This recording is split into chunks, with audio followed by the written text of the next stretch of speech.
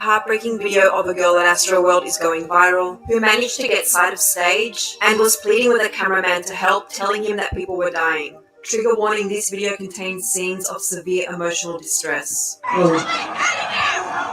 That's okay with you real quick. Tracy, let's do it.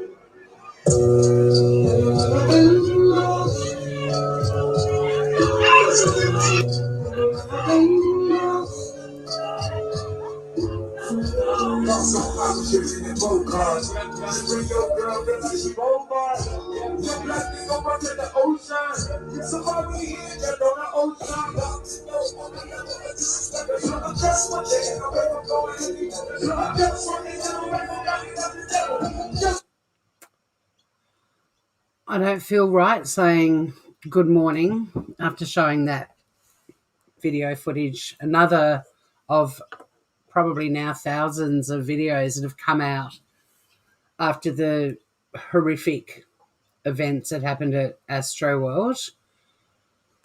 But it is morning here in Australia, and I've just, a little while ago, finished watching the live press conference of the police chief in Houston, Texas, Troy Finner. Was over on Popcorn Planet with a small but enthusiastic crowd of about 4,000 people watching it. And I've been really keen to continue covering this disaster. But I didn't want to go live until I watched the press conference, which we'll talk about a bit as well. A few hellos first up. You don't know me at all. Good morning to you. Also, we are simulcasting over on the Smooth Criminal podcast channel. I see Scout.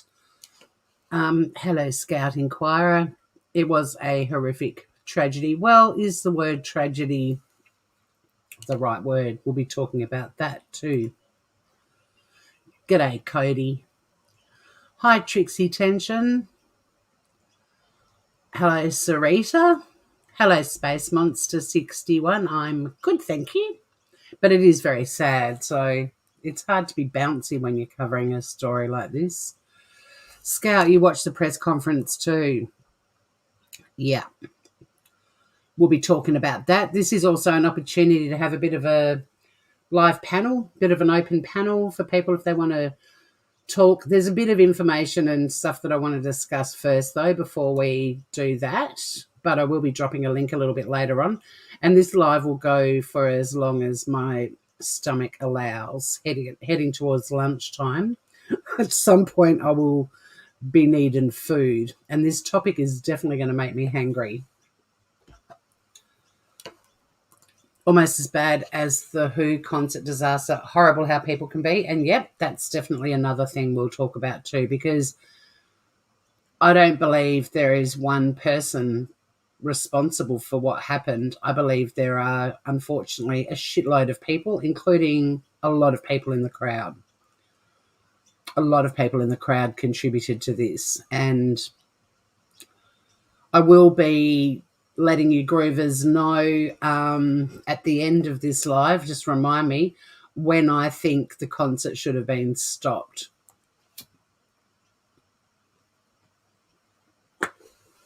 Thank you, Spacey, dropping links. I don't know if Scout's bounced over to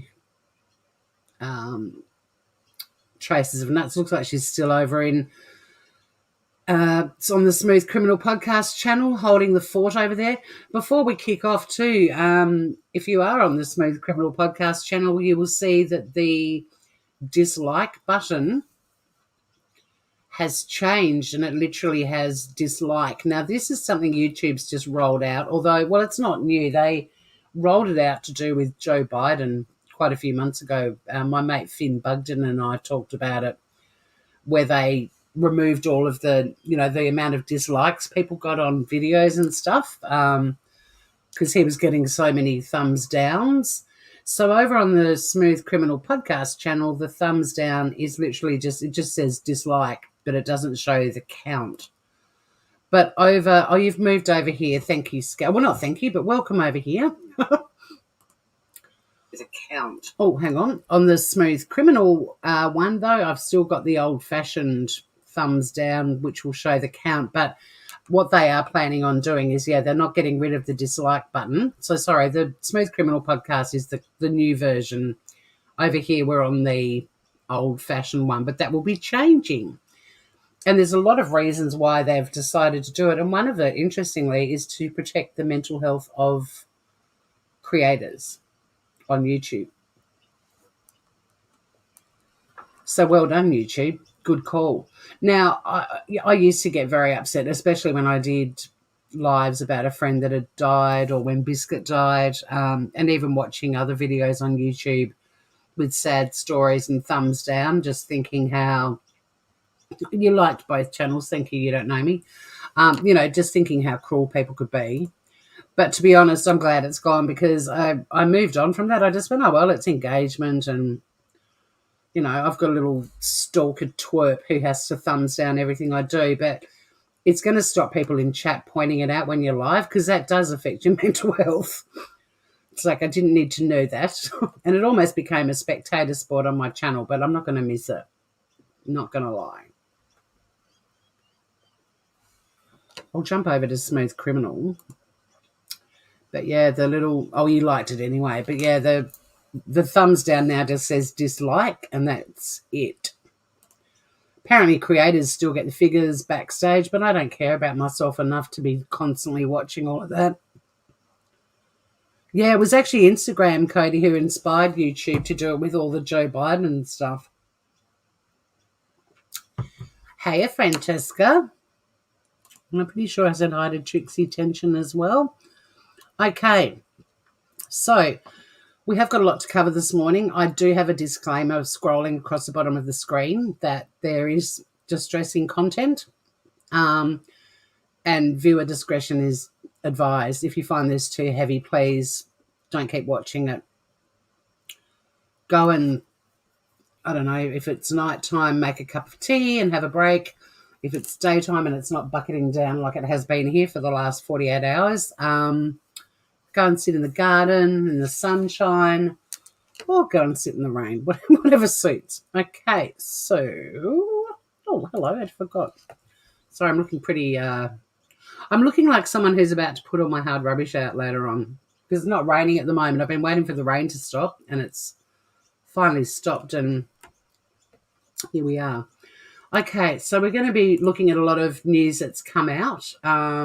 Unfortunately, there is some very sad news that has come out in the last 11 or so hours that a 22-year-old who was crushed and in hospital has been declared brain dead, taking the known toll now to 9 people. But there's certainly a lot of discussion.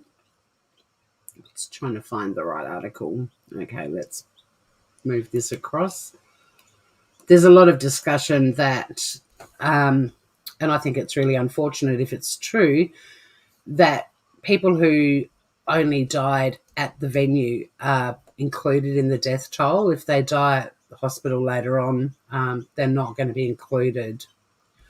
Oh, Francesca, I've been down that road too, and yep, don't like him either at all. I mean, we could talk for days about him. We'll talk about his history of this sort of shit. We'll also talk about how he went on to an after party after the concert. It's pretty disgusting.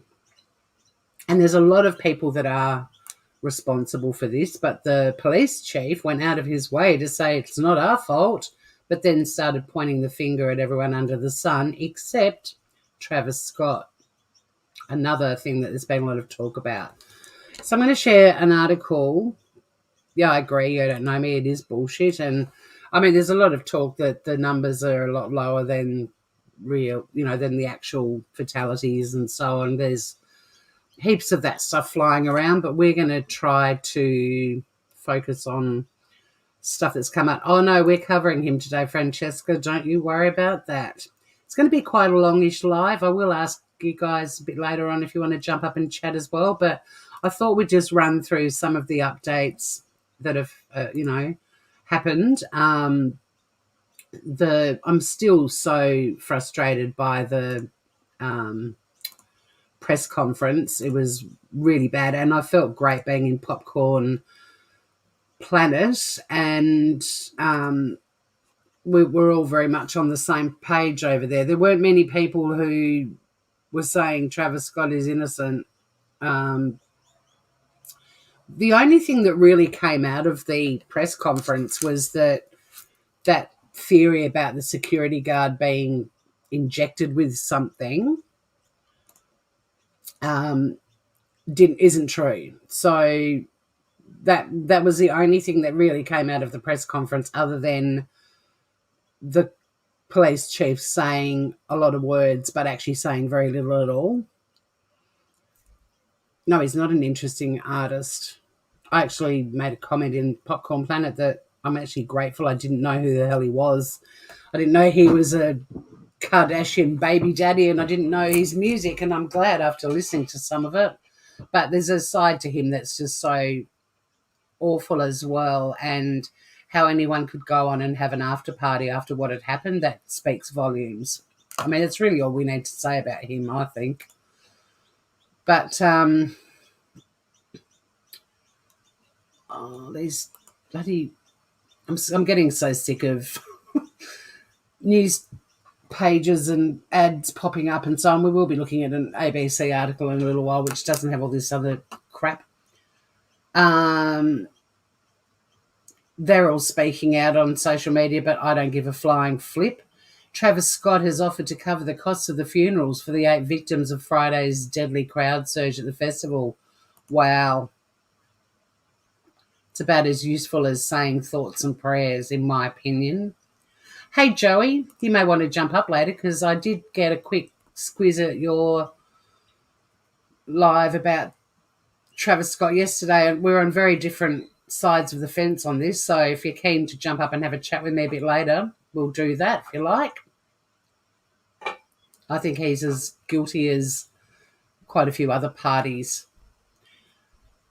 But yeah, wow, covering the cost of the funerals. And now that another person at the concert's been declared brain dead, we can add another funeral to the list. The 9-year-old is still in a coma, and I'm not going to I've watched so much footage and stuff, but I don't want to go into a lot of, I mean, it's going to be a long live anyway, but I feel so sorry for the father of that child, who not only, just took his kid to see this kid's hero, but also witnessed his child being trampled, and this little kid is in a medically induced coma, and that dad is just going to feel horrible for the rest of his life. He shouldn't. It's not his fault, but the stories are just heartbreaking. So here we are. The 9-year-old boy is in a medically induced coma, and yes, sadly, a 22-year-old student has been declared brain dead. There's so much footage that's emerging, and I'm not going to be showing any of that. I did show at the start of this live the girl and guy on TikTok. I think that video really sort of sums up the horror of what was going on and the absolute disinterest from the people on stage about what was going on.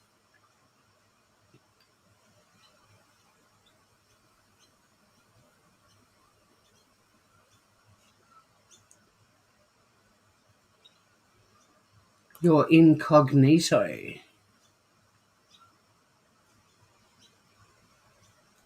Hey, Laura Lulu, 100. Yeah, offering to pay for the funerals. Mate, you're facing a shitload of charges. I mean, the police, the only other thing that came out of the press conference, other than them debunking the needle in the neck theory, was that they did confirm there is a criminal investigation underway. One of the reasons I have reasonably foreseeable in the title of this live is one of the elements you have to prove to establish negligence, in addition to duty of care, which we all know any music festival, there is a huge duty of care to the concert goers and also the bands and the technicians, everyone involved. But another element of negligence is whether or not something was reasonably foreseeable, and this was. And we're going to look at a lot of other music festival tragedies and talk about the changes that came about because of them. We're also going to talk about basic principles of crowd control, and there is a huge amount of damning evidence that this event had very little crowd control. Standard stuff that's been in place for decades. I agree. Why didn't they? And I think they should have. And in fact, why not? We might go straight to when I think they should have pulled the plug. I have got a warning that some of the footage is distressing. This is one example of it. I was going to finish this, or mention this at the end, but I will actually do it now that Joey's brought that up. But yes, so unfortunately, yes, we now have a 22-year-old student has been declared brain dead, and the Mayor of Houston saying that abruptly ending the concert could have made matters worse. Well, they should have actually stopped it well before that, in my opinion. I'll come back to that article in a minute. No, I actually think it was way earlier than that, Joey, unfortunately. I showed this footage the other night.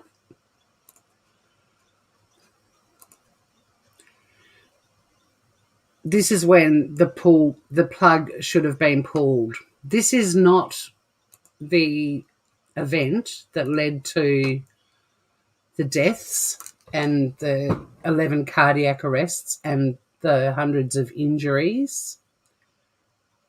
This is when I think it should have been pulled. This is when they went to open the VIP gates and people charged through. They were going to be, they were meant to be wearing masks because of COVID.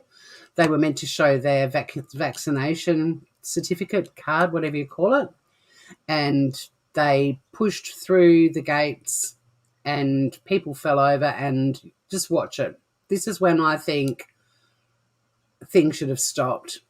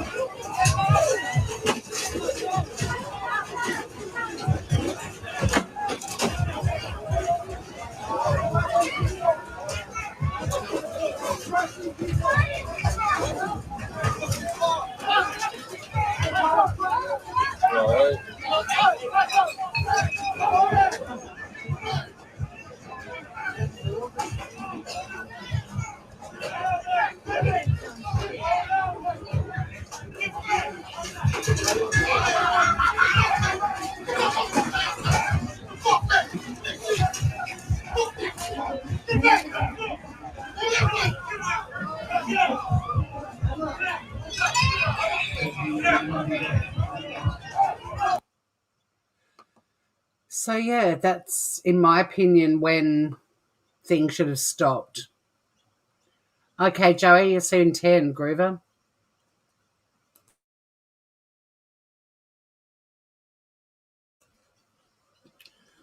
So, I'm just going to scroll back up into the chat a bit. How many people do you think Travis has seen stretchered away, be it from drugs or heat exhaustion? I hate to think. And he's been charged and convicted of this kind of shit before. And there's actually footage from Astroworld 2021 of him watching a dead body being lifted up and carried out of the crowd. He's standing on the stage watching it. It's disgusting. Yeah, Laura Lulu, he's renowned for that crap. I mean, so much information's coming out now, and a lot of it is, there's a lot of theorising going on, but there's a lot of factual information coming out as well. Even though they've been deleted, people have got records of him actually encouraging people to sneak into the concert, amongst other things. No, it's not his first offence in starting raging, and that's a horrible term, raging, encouraging crowds to do it. We're going to look at that history of Travis Scott, in fact. No, I'll keep going through chat at the moment. I've got everything lined up, so scammers. Once the stage crew knew, that's when, well, yeah, it shouldn't have even made it onto the stage. The reason I think it should have been stopped when the gates were pushed open and they were all piling in and trampling over people and not stopping. It's encouraging to see human beings stopping to help. But you can tell from that crowd running in and the energy that it's bad juju, man. Like, that crowd was already hyped and not in a good way. And I believe everything that happened was reasonably foreseeable. I think even the fact that they were able to open those gates and storm them the way they did is a huge problem. But if they didn't get a bad vibe from that at the start, of course they're not going to pull the pin then because, you know, money. But the signs were there. This was not going to have a good outcome. There were already people on the ground and injured before the festival had even started. The police spoke to Travis about how they thought something was happening. It should have been... There's so many times it should have been cancelled. It shouldn't have even started. Like, the lack of crowd control measures, security, trained medics, all of it. Like, whoever approved the go-ahead and green-lighted it, and one of the parties involved in that is... Now I've forgotten their name. Look at your notes, Tori. What are they called? My God, I can't believe I've gone completely blank. Live Nation. Live Nation's in a bit of trouble. It is disgusting to see that kind of behaviour, and because it was like that at the beginning... Yep, disgusting behaviour, I agree, Cody. Most of the people in that footage, grown adults. Yep. All that mayhem before a single note sounded. I agree, Laura Lulu. People can just be horrific. Now, there is a lot of science about the sort of crowd thinking that occurs. You know, when you've got groups of people all in one space, how they all sort of start thinking like, almost like their own entity. There's footage of a concert I watched yesterday taken from a drone that actually shows another concert where there was a lot of crashing going on, and it moves like the ocean. The people sort of surging forward and then back a bit and forward and back. Just imagine the tide line.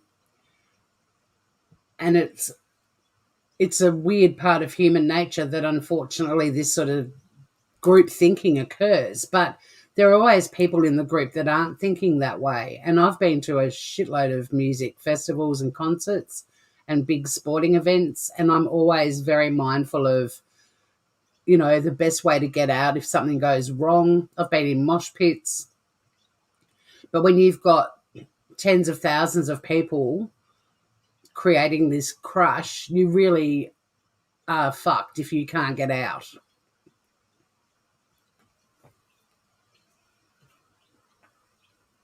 And people just become deaf. But the crowd are another, not all of the crowd. There were some really beautiful stories coming out of it of people just desperately trying to get the concert to stop and to help people who'd fallen over. And there's a lot of really nice stories of humanity. But for the most part, that crowd was a bunch of self-centered fuckwits who have absolutely no regard for anyone else. And this whole, encouraging raging creates that mindset. But unfortunately, there were a lot of people there that just didn't give a fuck about anybody else's safety. They were walking over dead bodies. They were stopping medics from getting to people on the ground who were unconscious to administer CPR. They were stopping ambulances getting in. That wasn't pack mentality behaviour. That was just selfish fuckwit behaviour. It's quite damning. It's distressing to see the footage and just realise how, I already know how fucked up people can be, but this nightmare is a perfect example of how horrible people can be. I do too, Francesca. I do too. But that's another thing that's going around is, is he a protected species? I found it fascinating. Be keen to see what people in chat think. That the police chief didn't mention his name once in the entire press conference. Did not say the name Travisscott. Kept referring to him as him. Oh, I've met him twice. That doesn't mean I've got some close relationship with him. But never once said the name Travisscott in the entire press conference.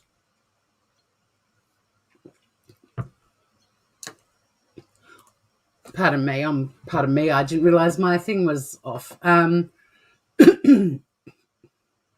So that's I don't know enough about his relationship with Texas and Houston. I know he grew up there and so on, but there's certainly a lot of people theorising that he, money talks and he's a bit of a protected species. And then you watch the press conference and the police chief doesn't even mention his name. You've got to wonder. But I don't know enough about that to go down that road.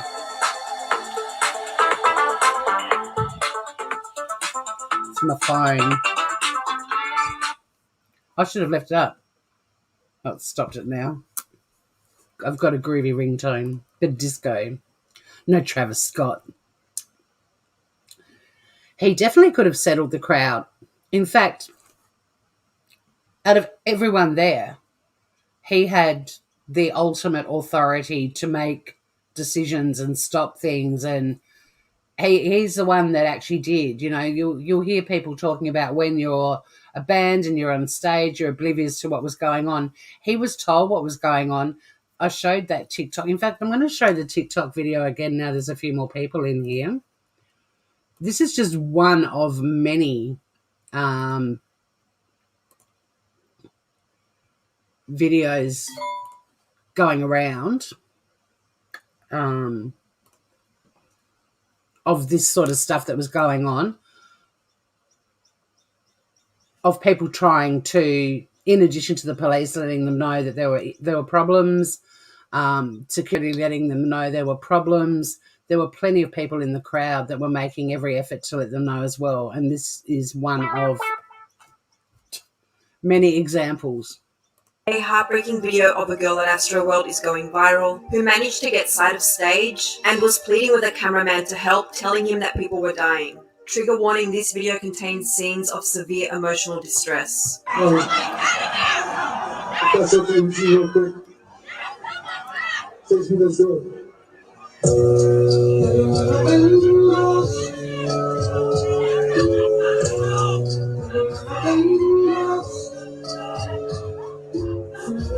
So I'm shooting in both cars.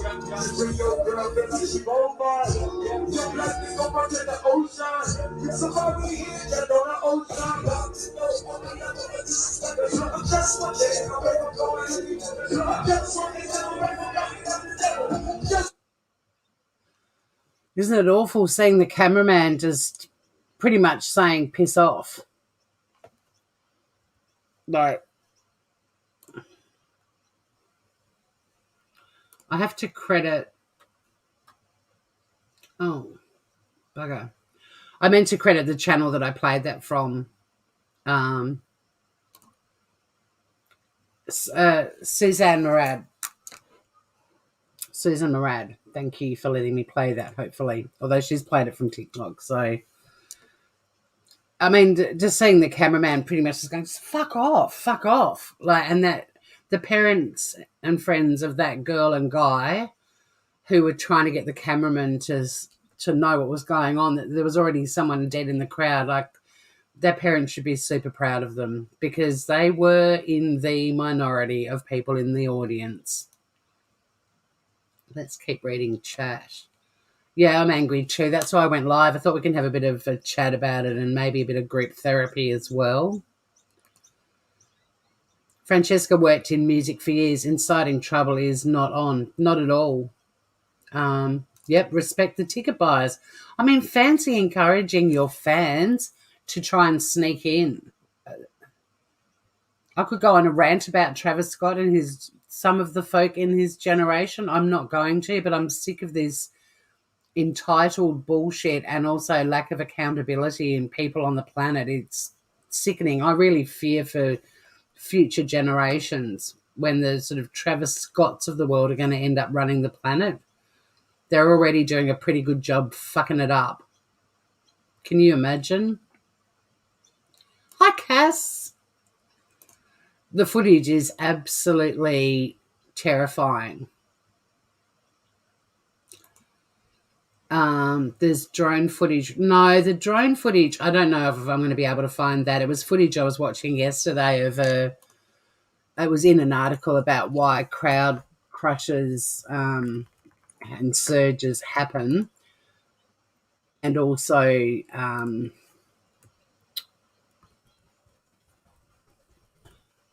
I wish I could remember what concert it was. But anyway, there's a lot of information out there, but you can see in that drone footage of there's probably heaps of them, but the concert I watched is the audience, it looks like a wave, like it ripples in and it goes back and it comes back in. It's terrifying. Tens of thousands of people doing that, and if you're in the middle of it thinking, I'm not part of this, you've got very little chance of getting out.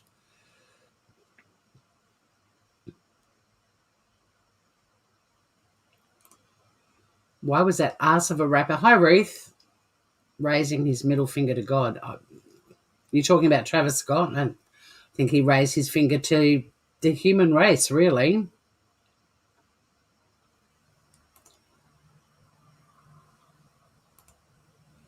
Bonnaroo. Okay, so you don't know me. Stop going, as they book for a much younger crowd overall. And look, I won't have time to go into detail today about younger audiences, but there's a different type of festival audience now with younger generations being old enough to attend them. And I've had some pretty bad experiences both at Blues Fest, which is an annual music festival in Byron Bay. It's blues. It's normally incredibly relaxed, chilled out, and everyone at music festivals, you sort of end up in this tribe of people that all have a common passion for live music. It becomes this tribe. It becomes your village for 3 or 4 days or 5 days, like Blues Fest is, and everyone's respectful because everyone's there because they love music. But in the last couple of Blues Fests, for some fucking reason, the organisers added artists to the playlist that didn't suit the genre of music that you would normally see at Blues Fest. So one year they put Kendrick Lamar on. They offer free and discounted tickets to people that live in the Byron Bay area to go on Good Friday. It's held over Easter. And they had him on that night, and I have never seen Blues Fest like it. The entire venue all day and into the night was swarming with younger kids who did not give a fuck about the music festival tribal vibe. They were abusive. They were shit-faced really early in the morning. They were hurting, like they were assaulting people. They were pushing through crowds. You know, it's tradition at festivals. If you want to be right at the front, you get there. You might even have to stand at the front for 2 bands before the band you want to see, and you hold your spot. These kids were pushing people out of the way. They were so fucking rude. And not only that, when he finished, the traffic leaving Blues Fest is always a very slow crawl. They do have shuttle buses, and a lot of people use them. But there's a lot of people like my friend Christina who has a stall there. So there's a lot of people that have been working on site that need to use their cars. Anyway, these young kids after Kendrick Lamar were driving and in the crawl and just got sick of it, and they all just got out of their cars and left them on the road and walked back to Byron Bay and completely blocked the road into Byron Bay. And it was fucked up.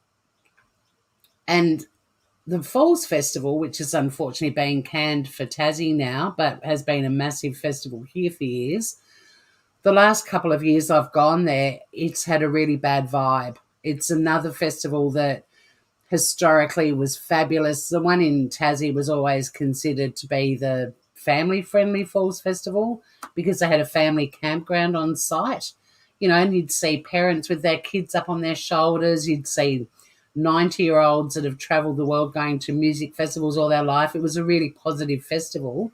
But in the last few years, younger people have started attending, way more problems with drugs and alcohol. The St John's ambulance tents were constantly full of young people they were attending to. But again, pushing people out of the way. And in fact, a friend and I were walking along one of the pathways from one of the stages to another stage, and we both got pushed out of the way by this group of about 12 late teens. Get out of the way, you old people. You shouldn't even fucking be here. I actually collared one of them,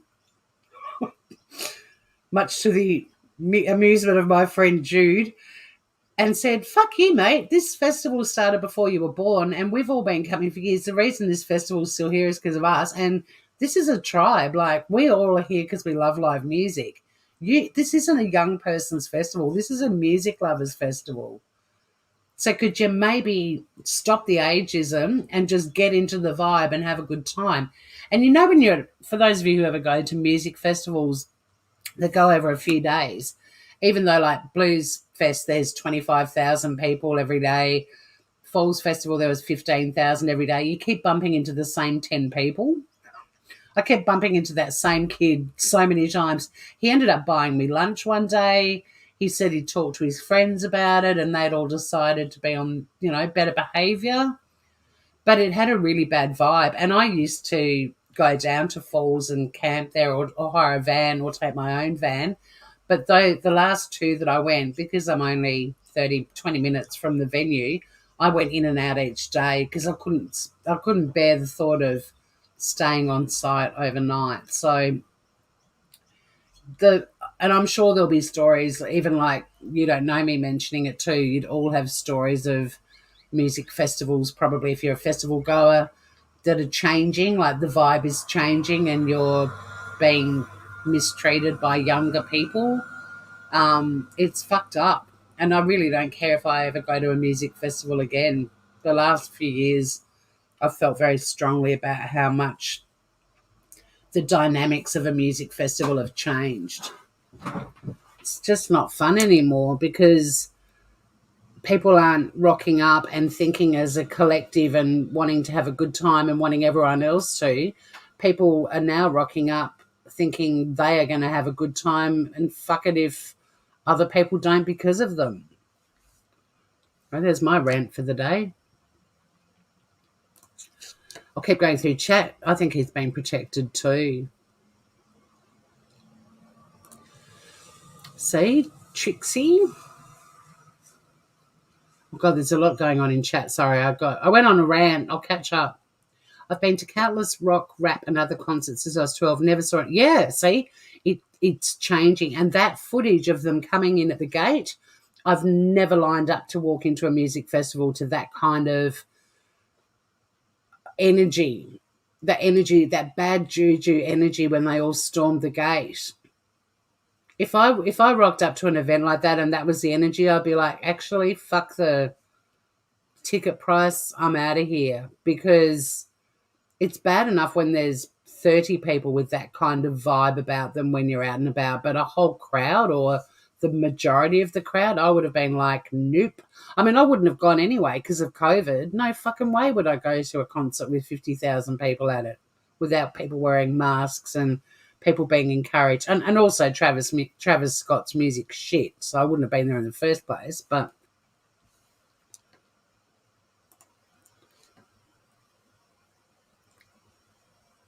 Bonnaroo is 70,000. I've never heard of Bonnaroo. I've been to Leeds Reading. My goal was to go to Glastonbury, but I'm never going to get there. But Leeds Reading had 250,000. It was fucking crazy. Pearl Jam went off. In fact, Pearl Jam had a crowd crushing. They had 9 people die at one of their concerts in Denmark. We'll go through some of the music festival horrors. But the point of doing this live is to talk about reasonably foreseeable. And if anyone says that this wasn't foreseeable, you really need to do your homework. We had one girl die at the big day out in Australia, and it brought about massive changes and much stricter regulations, even to get a license to have a music festival now, and all the boxes you've got to tick. I mean, one death is one too many. Her name was Jessica Michalek, and she got crushed at the big day out. And, you know, there's stories from all over the world. There is no excuse for what happened in Houston, Texas. None. Oh, were you over in Smooth Criminal? I should just pop over there. Oh, so Laura Lulu has been in Smooth Criminal too, and thank you for all the thumbs up. We're over on Traces of Nuts as well if you're over on Smooth Criminal Podcast. Yep, why bother paying for a ticket if you're encouraged by it? Exactly. He spat on it. Yeah, he's a delight to behold. Hello, Sassy Pants. Your name's awesome. My little sunny bum is little Miss Sassy Pants. Good to have you here. Hey, Mel. Good morrow to you. Joey's back. Look who's back. Joey's back. Now that's a rapper I've got time for. I wouldn't even call Travis Scott. I mean, it's not music and it's not even good rap. It's just, look at me, I'm a fucking talentless asshole. And for some reason, I think him being included in Fortnite was a huge problem. And did any of you see, I mean, like in terms of leading to his rise to fame, did any of you see the video of his former manager, the guy that had a seizure, and Travis pretty much left him for dead in a basement, didn't get help or anything? He was talking about how he helped create Travis's star by diddling figures and, you know, the number of people that are listening to him on playlists like Spotify. And it reminded me straight away of all the YouTubers who buy subs and views. I was like, yep. But I don't know if any of you saw that interview, but make a note about that one. I don't think I'll play it today, but yeah, his former manager, who definitely is pissed off and jilted, and I don't blame him, but he had I don't know if, I've better just check I'm not giving the wrong information. I think it was a seizure.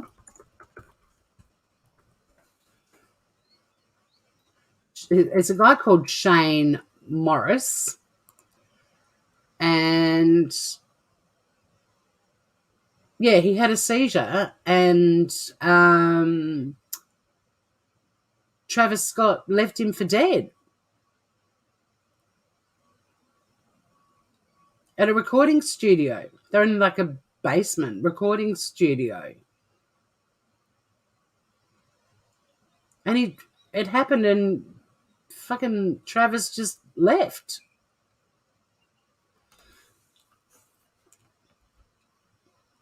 You want to know what low, grimy motherfucker Travis Scott is? Late one night, we're all down in the dungeon, up late, having a party. Music was playing. We're all having fun. And then I did what all epileptic people do from time to time. I had a seizure. You know what Travis Scott did? He left. He and his friend Tony left me. I eventually ended up at the hospital that night, but Travis couldn't be bothered.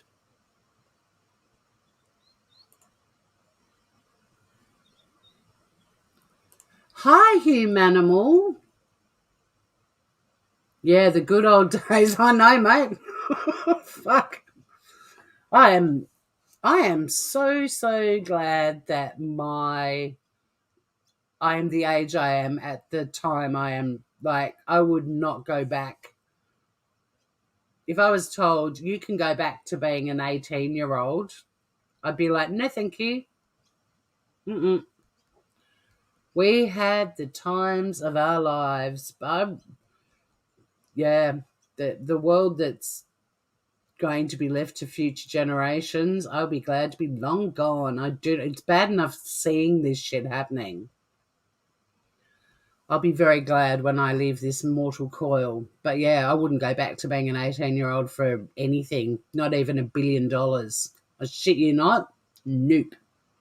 No amount of money could make me go back to being a teenager now. No fucking way. Messed up, fucked up, entitled, selfish. Yep. Yeah, I'm done with Blues Fest too, Francesca. Cass has kind of been to concerts. I was part of a different show where the concerts were, but I don't like hundreds of people, so thousands wasn't the place I want to be. So I stayed back more behind the stage. Backstage is great fun, or out in the area where the artists have, their own food and bars, and that part of a music festival is the bomb. We used to have behind Christina's stall at Blues Fest a heap of beanbags, and it was in the same area where all the backstage stuff was for all of the bands. Unfortunately, we got bumped over to the other side of Blues Fest and didn't have that anymore, but fuck, it was great. Best place to watch any concert. Or from the side of the stage is always great too. On your Tory? Don't mess with Tory. I have an aura around it. You sure it's not just the light from the sun being there? And you mean that right now, that thing? That's the sun. But I'll take. Is it a good aura? If it's a good one, I'll take it. Fuck, I'm a mess. I'm going to the gym after this, so I didn't bother making myself beautiful.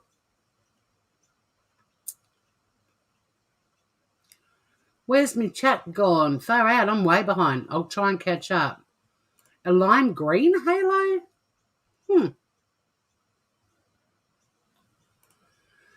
UVIP, and even, that doesn't eliminate the trash. I've seen just as many fuckwits in a VIP section, if not more.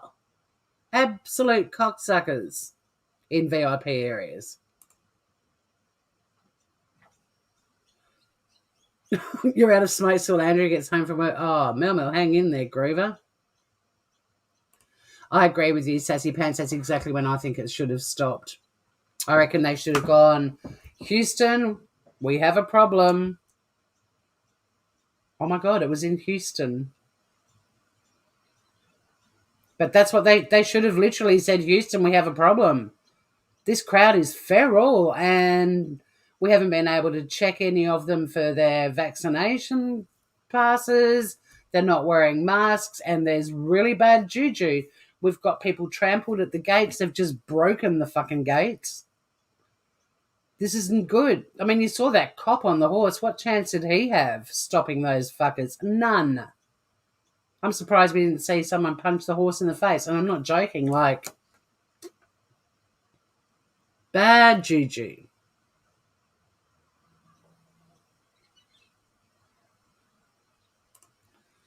Fairport reunion every year, about 20,000 in the field. Always see my mate. See your Fairport mate. Yeah, look, I think I've been so lucky. I'm bummed that I won't ever get to Glastonbury, but fuck it, I've been to some other amazing festivals, so Bonnaroo is such an Australian name. There's probably a town in Australia called Bonnaroo. I know the castle, it's Bonnie Doon, but I just had "we're going to Bonnaroo" in my head. Let's see, is there a town called Bonnaroo in Australia? Sounds like a town in South Australia to me. Bonnaroo, Australia. No, well, the Bonnaroo Music Festival came up.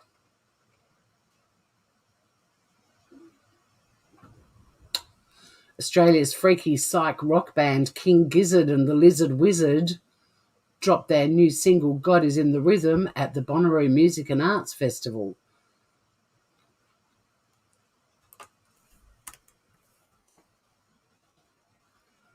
Oh, weird. There's not.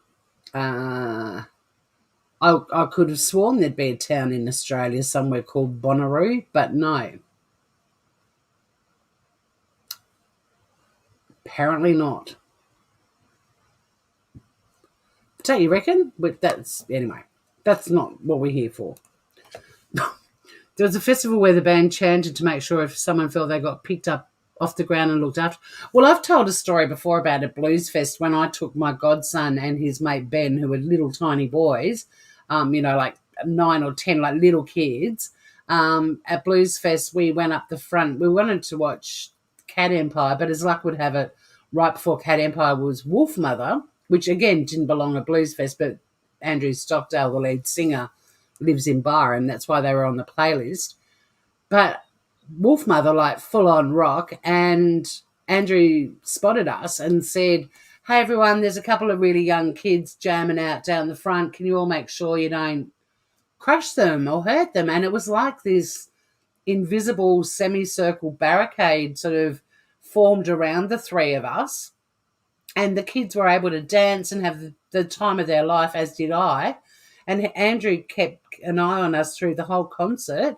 And the crowd, it was like we had this shield of protection, the Wolf Mother kind of safety around us. And the gig ended, and then Cat Empire came out, and they're like this sort of funky, they are technically a jazz band, but they came out and we got fully slammed against the fence. Now, the boys actually thought that was great fun too. I was kind of then becoming the shield of protection. But yeah, we got slammed, and we came out of the mosh pit from the Cat Empire just like, no major injuries, but just looking absolutely bedraggled. And Ben's mum and dad were there, and they were like, "What the hell?" I said, "Sorry, the Cat Empire mosh pit was off the charts. But Wolf Mother, full on rock, and we were fine." Go figure. Oh, thanks, Melmo. You dropped a message over at Smooth Criminal. Thank you, Groover. He's on Kids Macca's meals over there. Not anymore. Yeah, Humanimal. Did you watch the press conference? I'm sorry, I'm really behind in chat. I'll try and catch up. I'll talk really fast. The press conference, the chief of police, Troy Finner, didn't mention Travis's name once. And someone asked him about his relationship with Travis, and he's like, "Oh, I've met the guy twice. I wouldn't exactly say we're friends." But yeah, how many times has Travis deposited coin into your little kitty? But I don't know enough about it to go down that road. I will be watching other channels with great interest to get behind those allegations about corrupt cops and money and all of that stuff. Yeah, being crushed in the mosh is terrifying. Although I went to a big day out one year and worked at it, and there used to be a music channel called Red in Australia, and they became known as V. But while they were still Red, we had a chill-out tent for kids that were pinging or too drunk. It was the most intense work ever. I'm trying to think of the band that were playing. They were pretty heavy, like hardcore. I can't remember who they were. I mean, they were more hardcore than the Living End, but that kind of scene, but way more heavy. Anyway, I'm looking out for all these little wastoids, and because it was red music, they had like a red tent, red bean bags. They had fucking red frogs, like the lollies, red snakes.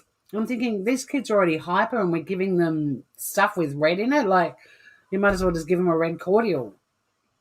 Anyway, it was so full on that in my break, I went to the mosh pit to chill out and got into the vibe and just moshed and chilled the fuck out before I had to go back and look after these pinging kids again. That was a tough gig. Oh, we're way back in the... All right, let me go down. What's happening is people are brought up, neglected, and Gen Z are all narcissists. Exaggeration, kind of.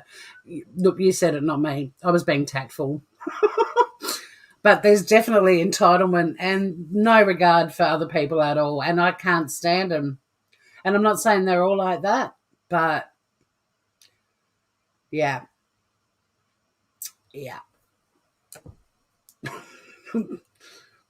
I'm just so thrilled I'm a forgotten Gen Xer.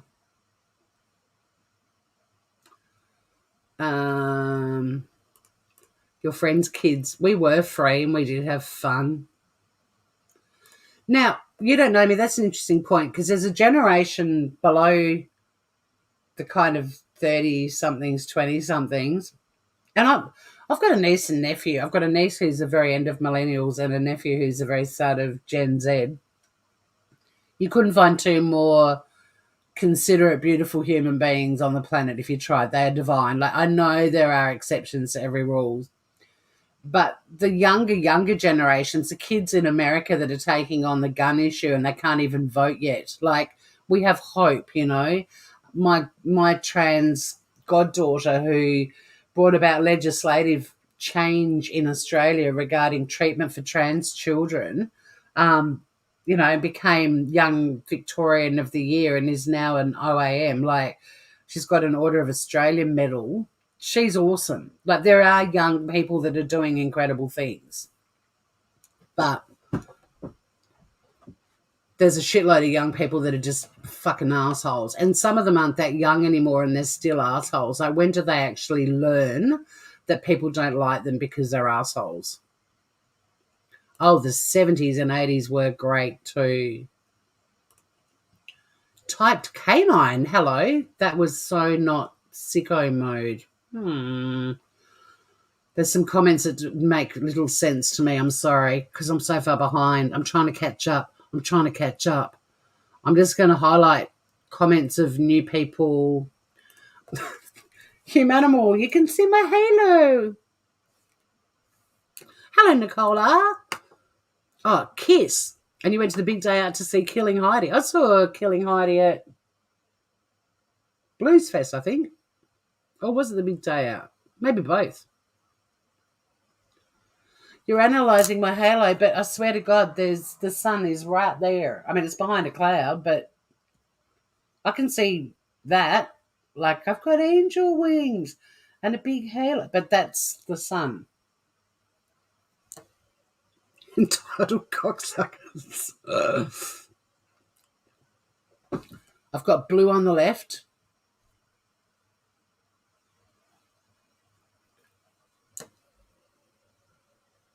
It was a feral crowd. Yeah, a super spreader event. Oh, wait, Joey wants to come up. Hang on. Let me get down to the bottom. Oh, the Cass, the one thing that did come out of the police conference, the press conference with the chief of police, who in my opinion is a piece of shit personally, but I only ever seen him once, wasn't impressed. But they did debunk that. That didn't happen. You missed Wolfmother because you had to pee. We were in the queue the whole time. One New Year's Eve, I was in the queue to the fucking loo when the midnight countdown happened. I was like, really? Fuck my life. That was a concert too. We all started pashing each other. You know, you've got to have the kiss at midnight. Everyone that was busting to go to the loo ended up sort of having to snog random other people with full bladders because we're all stuck in this fucking queue.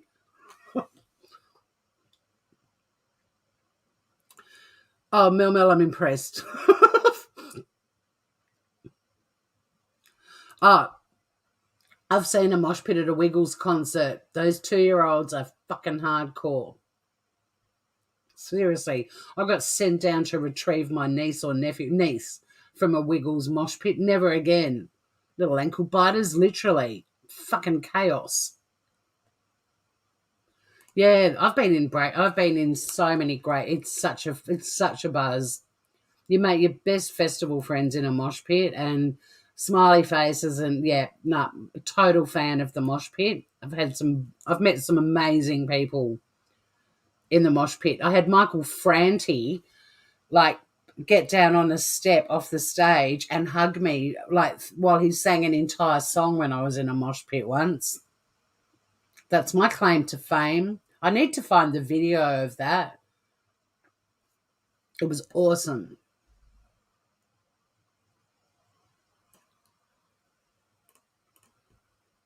My family is all high achievers except for me.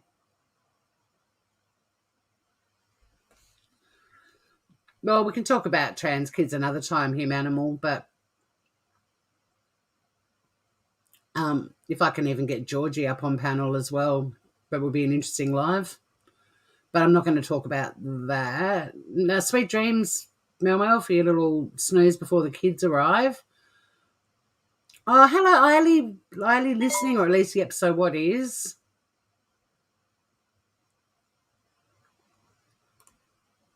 Ah, you're on the road. At Akadaka. Yeah, I got hugged. What do you disagree?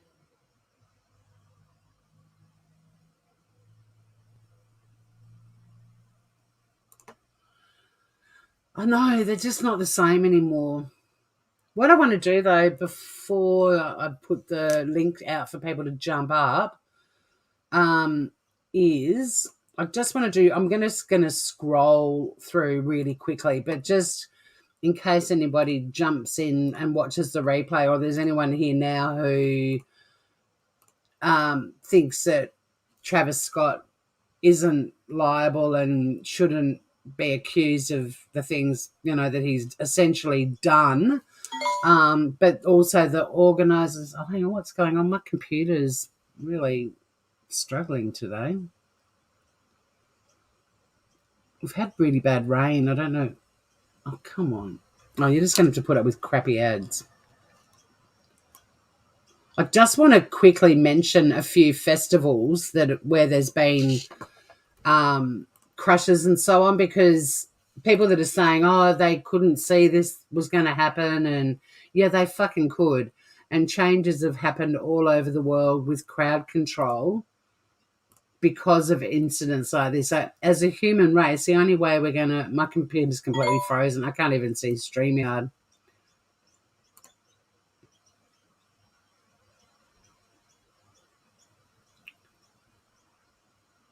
I don't know what this... And I can see, actually, weirdly, the browser that Smooth Criminal's on is up, but it's really,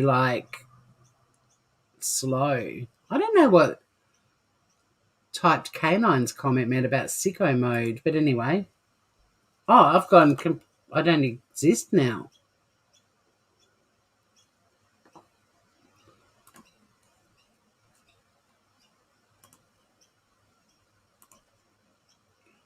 Anyone want some shoes? All these ads. But yeah, the way crowd control there's that hideous footage again of those fuckers storming the gate. I'm reluctant to expand it.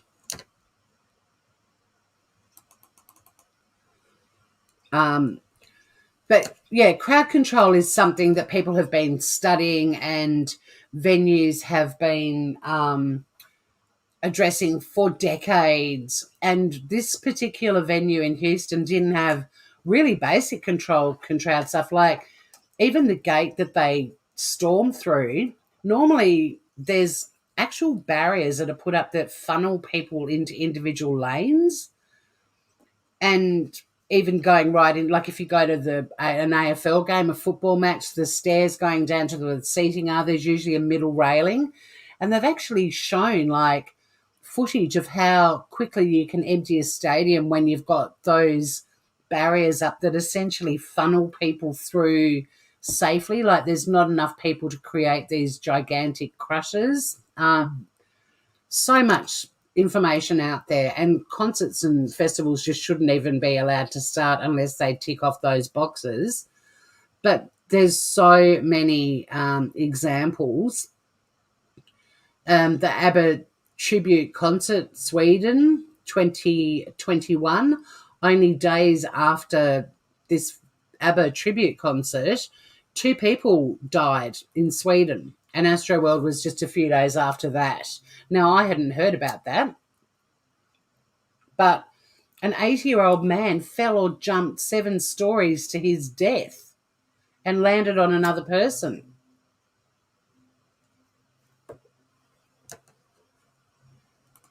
I don't want to... I mean, that's crowd surfing taken to a whole new level. And the poor guy might have even had a heart attack. Who knows? These are not all crushing ones, but just things that have happened where there's crowds. The Ghost Ship Warehouse fire in California in 2016, an underground electronic music party. Love my EDM. I do. If I lived in California, I may have been at that.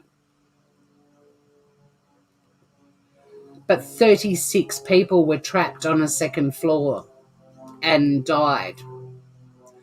And the building had no smoke detectors or sprinklers, contained large quantities of flammable materials and extension cords. And the building's primary leaseholder, Derek Almina, pleaded guilty to involuntary manslaughter, 12 years prison.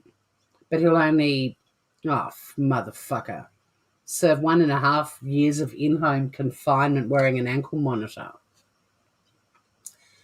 The Indiana State Fair stage collapse in 2011. Have a look at that.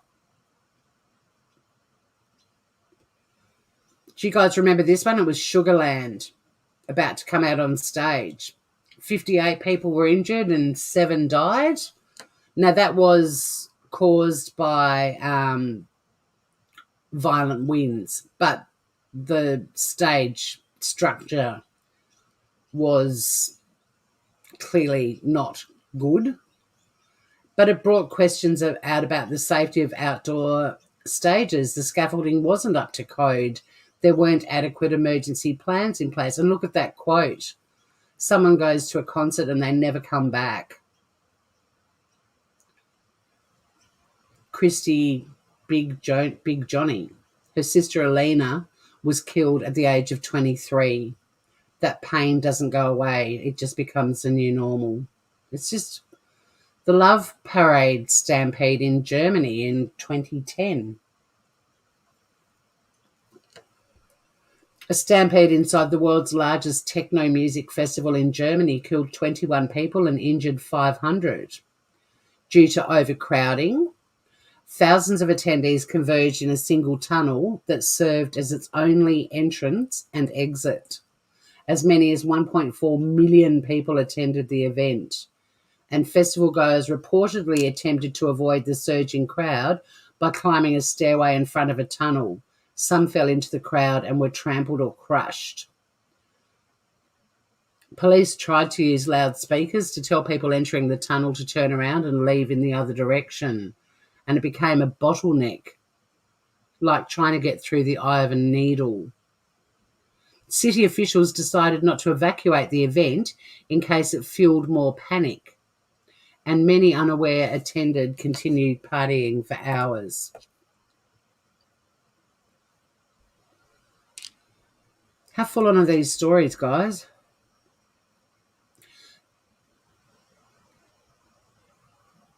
And that event was permanently cancelled. After a decade of legal challenges, a German court ended the manslaughter trail in 2020 without a verdict. Woodstock in 1999, not the original Woodstock, New York. A 3-day event in Rome, New York, that was meant to be a glorious 30th anniversary homage to one of the most revered music festivals turned into a farce. A deluge of sexual assaults, violence, drug overdoses, heat strokes, and people rolling in sewerage culminated in fire-setting riots on the final night, and one fan who collapsed in a mosh pit during Metallica's performance died days later.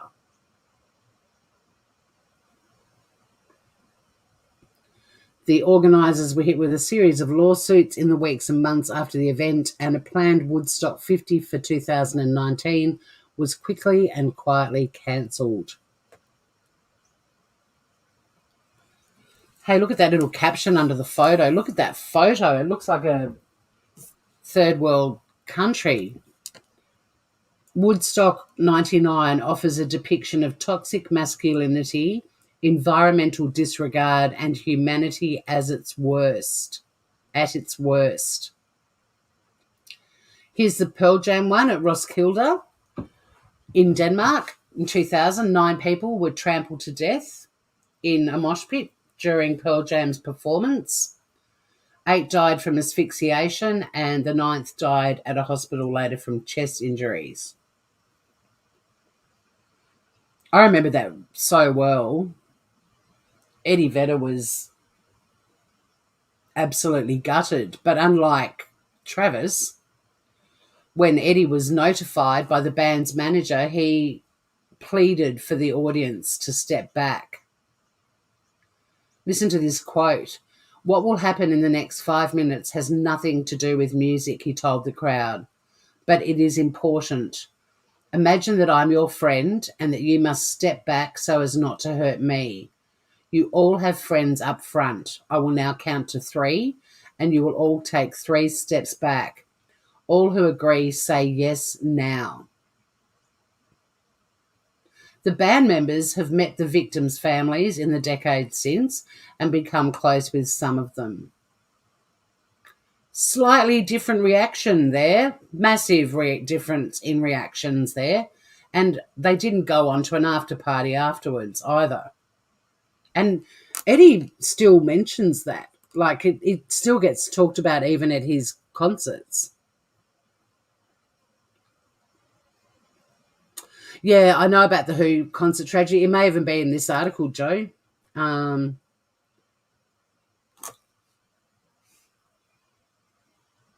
That's a photo of a fan holding up a rose when Patti Smith was performing at Roskilde in 2010 in memory of the 9 people who died during the Pearl Jam concert in 2000.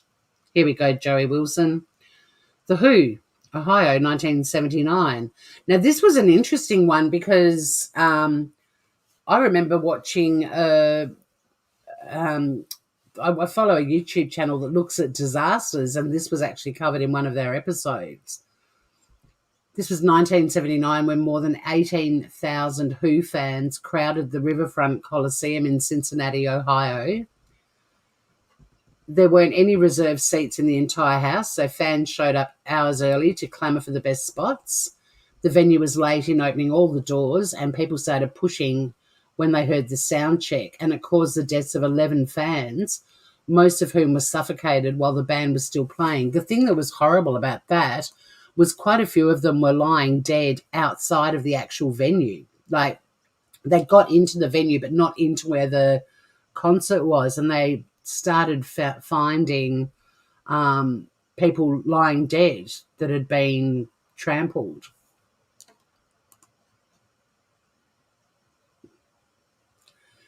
But the reserve seating has become far more common afterwards, and Cincinnati hasn't allowed another general admission event. Well, they didn't until 2002. They're just some.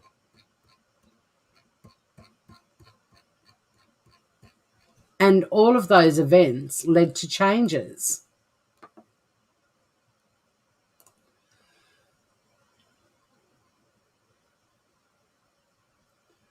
Yeah, I feel sad for the human race too, humanimal, for sure. Well, I don't think it was forgotten, Joey. I think that a lot of things have come about with, understandings of crowd control and stuff since, and it might have reached the point where their venues were actually set up to handle things better. So let's go now. Told you this was going to be a long live. I will be hungry for lunch. I am getting hungry for lunch.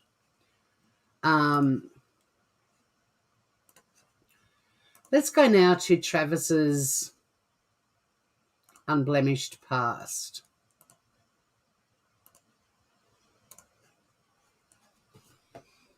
And this is why my live is called A Reasonably Foreseeable Nightmare. Another reason why. And there's been a bit of chat about it as well.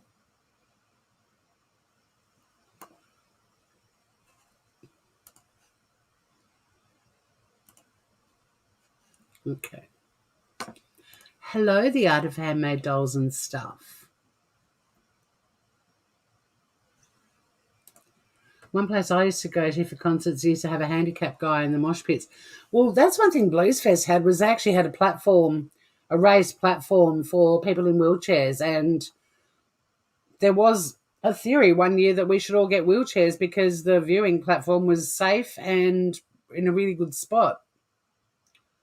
Of course, we didn't do that, but there were quite a few guys in the wheelchair area.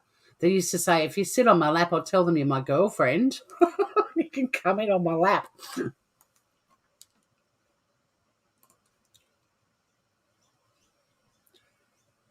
In Travisscott, so this is for Travisscott, a history of chaos at concerts followed by a night of unspeakable tragedy. In Travisscott's 2019 Netflix documentary, Look Mum, I Can Fly, God, he's a tosser. There's nothing redeeming about this fuckwit at all. In the aftermath of a particularly volatile May 2017 show at the Walmart Arkansas Music Pavilion in Rogers, Arkansas, one fan beamed at a camera crew while leaning on crutches, I survived, it's all good. Following the show, Scott faced 3 misdemeanor charges of inciting a riot, disorderly conduct, and endangering the welfare of a minor after he invited fans to overpower security and rush the stage. And he pleaded guilty to disorderly conduct and had to pay more than $6,000 to 2 people injured at the show. I just hate getting arrested, man. That shit is whack, Scott said in the documentary upon his release from jail. Have you seen his apology? I so want to punch him in the face. You can have a differing view, Joey. I thought maybe some of my live you might go, okay. Like this information. This stuff was foreseeable. There's so much information already out. The venue was packed in over capacity. You had everyone storming barriers, so the barriers weren't very strong. You've got Travis up on stage watching people being carried out, some of whom had already died, telling his audiences to... He did that horrible apology where I don't even want to play it because it just makes me want to punch his face. Encouraging the crowd to go crazy, this whole raging thing, ignore security, inciting violence. They had, these are notes that I've taken of bits and pieces I've just found out before going live. I listened to an interview with one of the nurses who was on site. She passed out. When she came to after passing out, she said the on-site medic team were untrained 17-year-olds that had just been given a first aid kit. So the organisers are fucked as well. The best people that can control a crowd are the people on the stage. And he knew. Backstage had been informed and did nothing. There were people clambering up onto the stage from the audience, like that TikTok video, and the cameraman pretty much told them to piss off. There were people screaming out, "Stop the show." It's not a case of them not being able to hear or see what was going on. He's watching a dead body being carried out, and he still did nothing.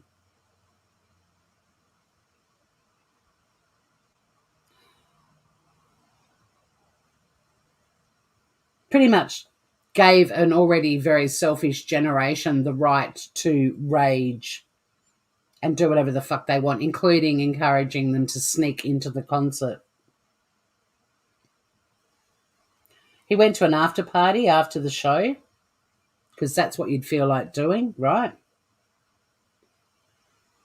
There's now a 22-year-old also declared brain dead, and the little 9-year-old still in a coma, in addition to the 8 victims we knew about very early on. There's over 30 lawsuits already filed, and there's a criminal investigation underway. There's the aspect of the claim where he has ties to Houston, which could also complicate things. And the police chief didn't even mention Travis's name in the press conference. Not once. You've got 11 cardiac arrests. You've got hundreds of people injured. Terrible safety protocols.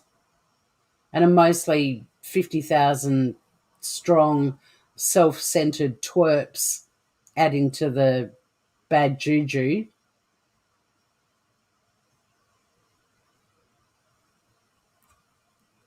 The police chief today was very quick to say it wasn't their fault, but then went on to blame the audience, Live Nation, security, and the merchandise tents. It shouldn't have even started. There was also talk of independent investigations, and the police chief said he wasn't a fan of that fashion word. He doesn't want them to be independently investigated. I wonder why.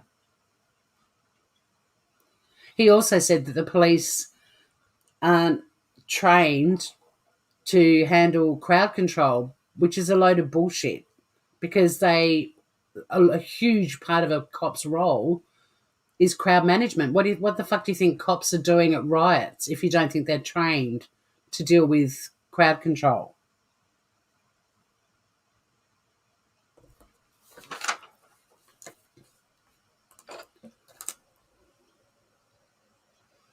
I'm happy for you to jump up, Joey, if you want to talk about why you disagree.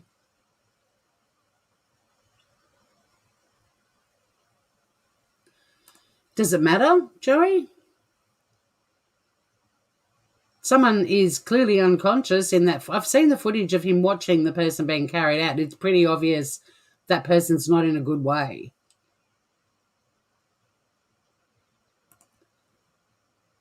I saw a video where Linkin Park stopped their show because a fan fell in the crowd.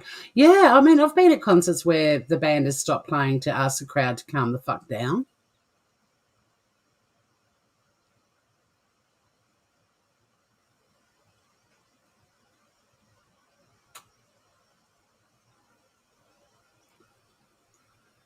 Show Joey. Did you see the TikTok video, Joey?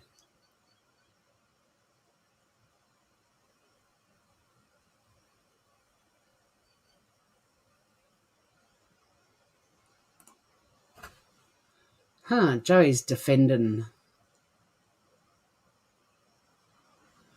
We've been saying the whole time in this live about the crowd's involvement. I've been very scathing of them.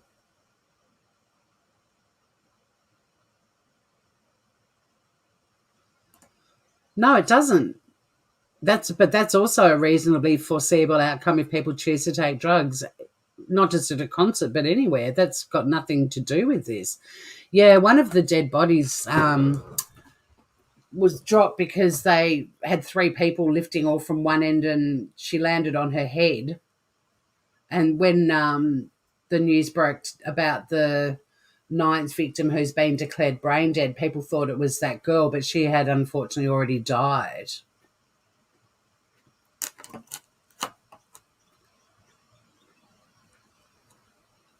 He did rile them up. Actually, we'll keep going through Travis's little article here. So he's already pled guilty to inciting a riot, disorderly conduct, and endangering the welfare of a minor after encouraging his fans to overpower security and rush the stage back in 2017. And poor Travis, all he had to say when he came out of jail was that he hates getting arrested. Yeah. Look at that little quote there from someone that was at the concert. If I fall, I'm going to die.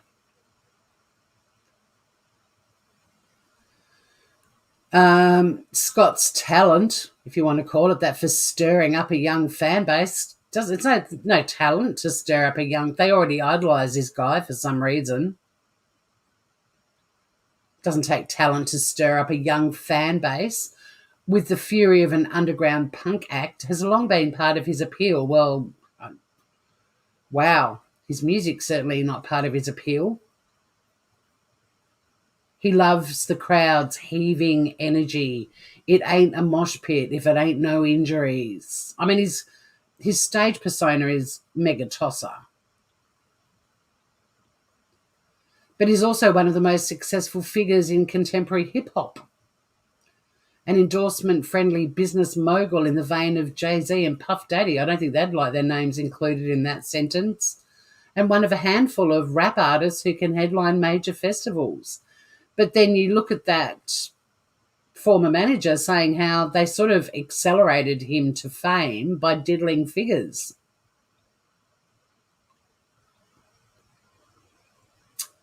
His penchant for inspiring chaos on stage has led to troubling situations long before Friday's Astroworld crowd stampede disaster that killed 8, possibly 9 people and left numerous, someone's brain dead. There is going to be a 9th victim, and left numerous concert goers injured. He's twice faced criminal charges related to inciting crowds. Before the incident in Arkansas, the rapper pleaded guilty in 2015 to charges of reckless conduct after cajoling fans at Lollapalooza to climb over barricades and onto the stage with him during his show at the Chicago Festival. Everyone in a green shirt get the fuck back, Scott said, referencing the festival's security staff. Middle finger up to security right now. And then he led the crowd in a chant of "We want rage." Scott's set lasted barely 5 minutes, whereupon he fled the scene like the fucking little wimp that he is, but was soon apprehended by local police. Woohoo! And once again, a guilty plea. Tell me this is not indicative of someone whose behaviour is included in this reasonably foreseeable discussion we're having.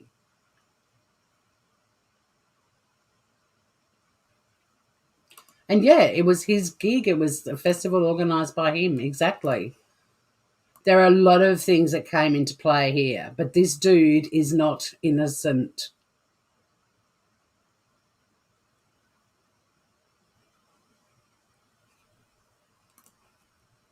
He knew better.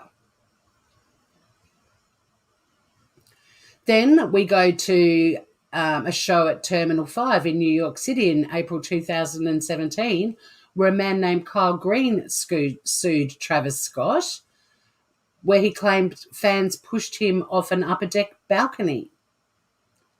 And now I've seen the footage of the other fan who jumped from the same balcony, and Scott from the stage encouraged Kyle, "I see you, but are you going to do it? Don't be scared." And Green got pushed off the upper deck balcony and was left partially paralysed by the incident. The lawyer for Green said he's devastated and heartbroken for the families of those who were killed and those individuals who were severely injured. He's talking about at Astroworld. He's even more incensed by the fact that it could have been avoided had Travis learned his lesson in the past and changed his attitude about inciting people to behave in such a reckless manner.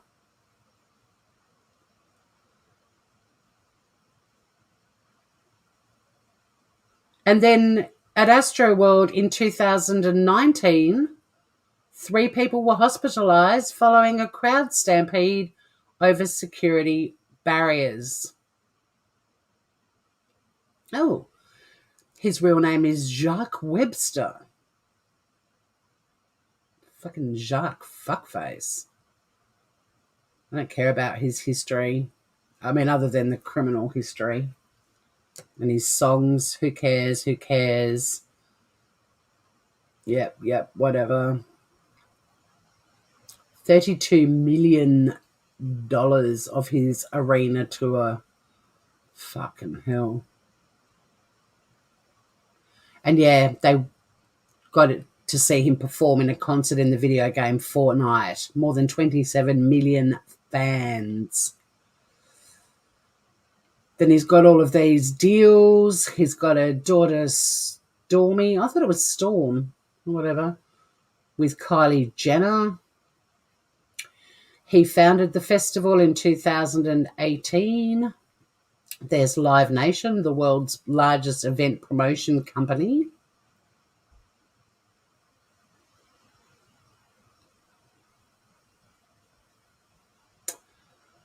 Well, there's a nice thing that he did. He opened a garden. He didn't come up with that idea. He just opened it. And the festival experienced problems from the outset as crowds overwhelmed security and broke through the entrance gates in the afternoon at the outset of Scott's 25-song set. And I read somewhere today that he performed every song as well. Did the full set. Fans were crushed, some fatally, as the crowd of 50,000 surged forward. Social media filled with clips of fans desperately pleading with Scott to stop the show, including some who climbed on stage to tell crew that audience members were hurt. 8 people, one as young as 14, died during the stampede, and there were lots of, there was a 16-year-old girl, people in their early 20s, and of course there's a little 9-year-old boy fighting for his life right now.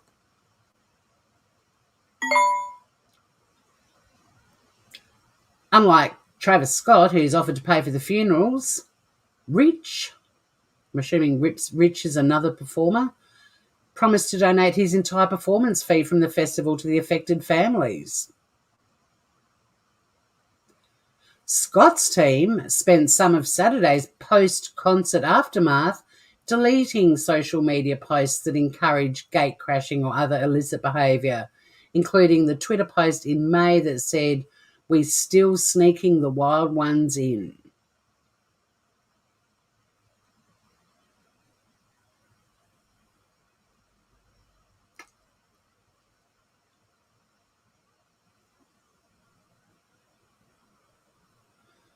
One Astroworld attendee's already sued Scott, Drake, Live Nation, and the Harris County Sports and Convention Corporation, which owns the stadium where the gig was. Filed on Sunday on behalf of Christian Paredes, accusing the defendants of prioritising profits over their attendees.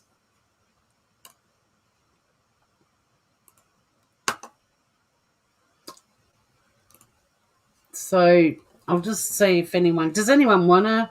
I think Joe's gone. Did you go, Joe?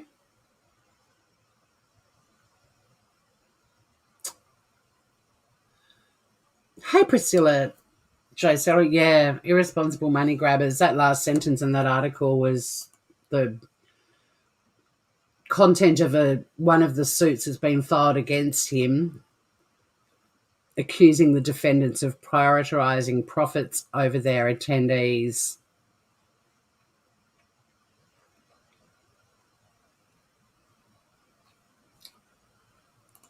I don't think there was anything else that I wanted to talk about. I'm happy to put a link in chat if anyone wants to jump. And I'm open to conversation, guys. Like, if people have differing opinions, I'm all for it. I just find this is sort of, to me, defending the indefensible. I'm obviously going to watch this unravel in the courts.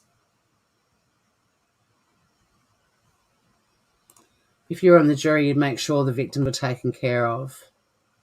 Oh, the PTSD, can you imagine?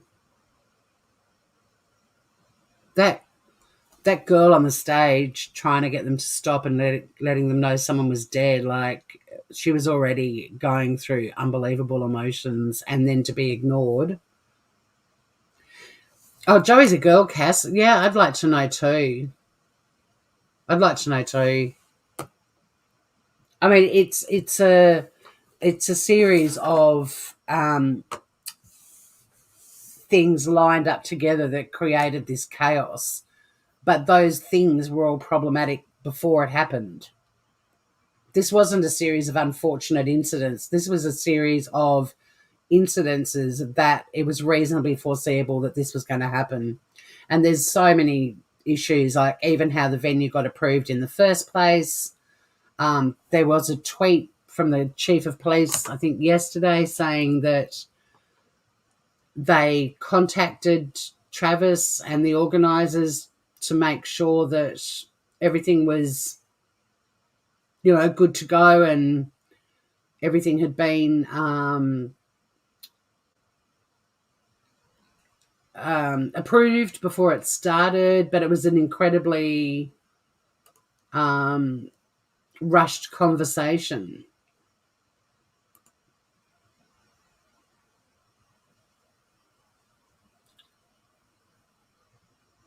There's quite a lot of stuff. Twitter is just scrolling.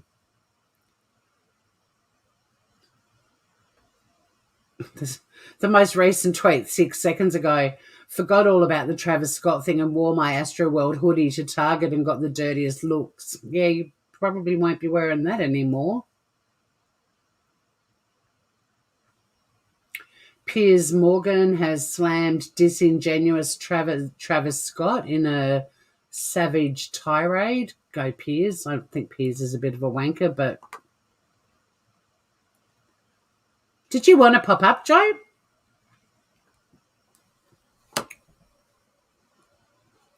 I know, the defeat on her face, it's heartbreaking. It's heartbreaking. The police have got a criminal investigation underway, but when they were informed about the possibility of an independent investigation, the cop didn't like that very much. The police chief said, what did he say? Was it fashion? Fashion word?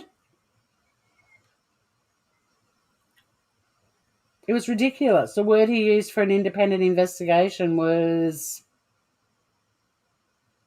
a fashion word. No, brainstorming's a fashion word. Doxing on YouTube. Doxing. If I tell you guys I live in Tasmania, I didn't just dox myself. There's got to be an element of sinister intent for it to be doxing. Can we stop saying that? Fuck, it shits me.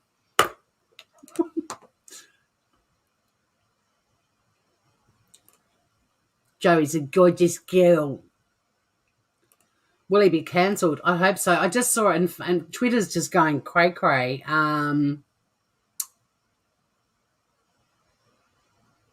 So, listen to this. This is Kris Jenner's crisis as Kylie may lose millions after the Astroworld concert. Are you kidding me? 8 people have died. 9, one needs to be confirmed, but brain dead is essentially dead. Hundreds of people injured. All the people that were there that will have PTSD. A lot of them won't because they didn't give a fuck and just ran and trampled and didn't care at all.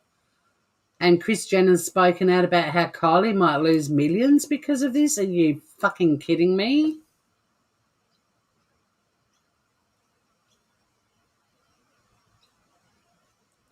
The FBI, I hope there is... I mean, Look, from a legal perspective, there are a lot of elements to this case that, in terms of like establishing culpability and so on, it is pretty complex. But there's a lot of parties at play here. But that's the Jenner family's statement, or Kris Jenner. Poor Kylie might lose millions. Oh, no. But the cops have, if you've missed this earlier, if you're only cruising in now,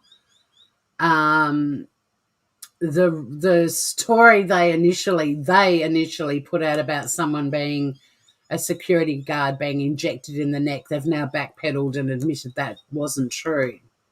So do we trust these cops, you know? They're doing a bit of backpedaling now.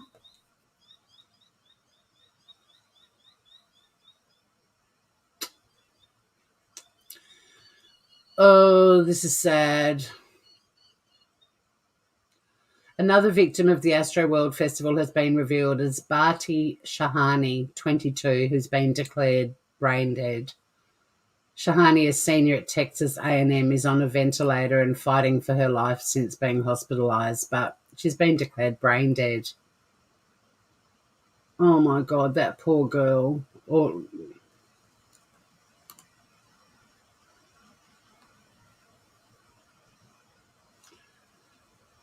Kardashians are bad news. You can't trust the cops or the FBI. You're cracking me up here, Manimal.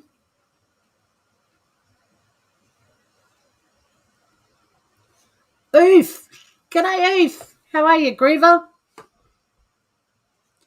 I'm great, Groover. How are you, Groover? It's my mate, Oof. Say g'day to Oof, everyone. Oof's been around with me and my channel from day one, just about.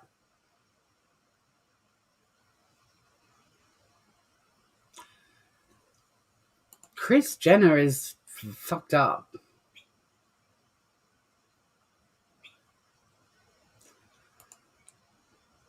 I know. You don't know me. It's awful.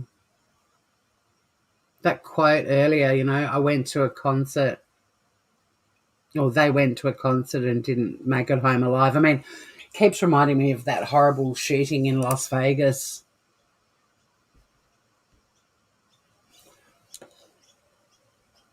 You're good, awesome, Groover. Yeah, there's going to be a lot of, well, there's already 30 plus lawsuits.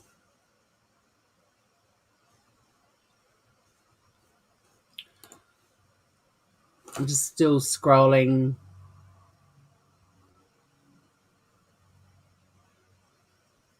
The Twitters.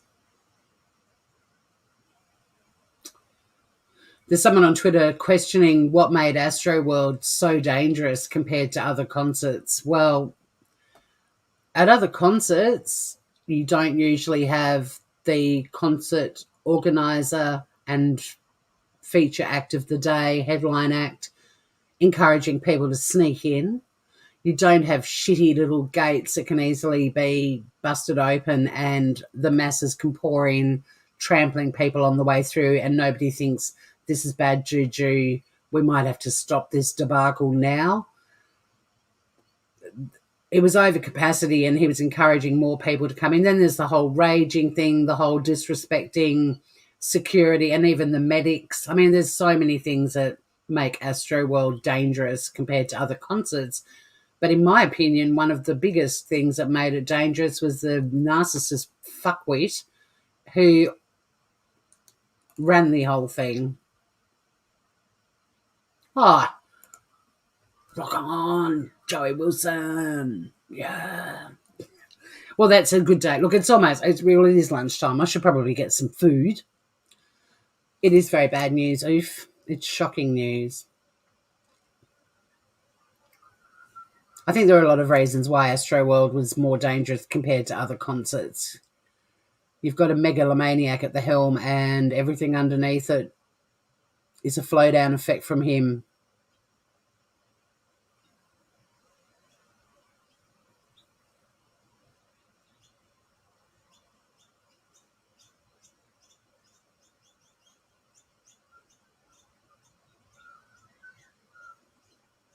I'm still reading Twitter, by the way. I'm not just staring at the screen.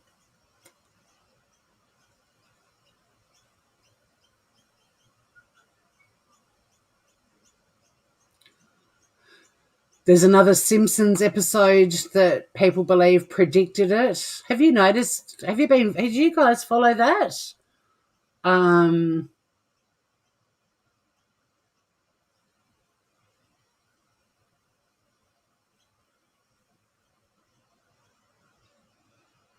Have you guys followed people who follow the Simpsons and say they predict shit?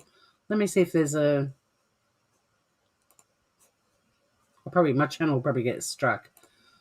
What site is this? Oh no, it's all right. It's not. We might end with this. See what it. There's heaps of channels that follow the Simpsons and share screen.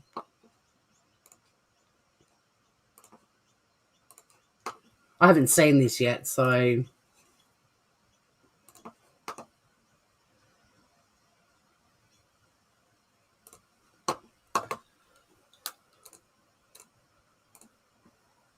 you love that? Yeah, I'm into it too. You don't know me. I'm trying to think now of all of the. Hang on. I mean, me personally, forever and a day, the best thing that ever came out of The Simpsons was Spider Pig does whatever a Spider Pig does.